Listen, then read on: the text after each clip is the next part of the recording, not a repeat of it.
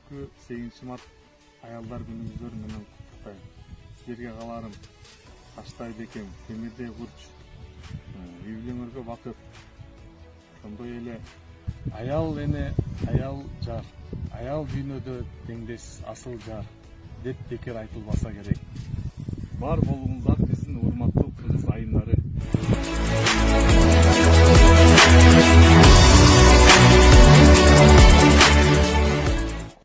Эне заты болбосо эгер, дарылмак жер шары бүт бир заматта.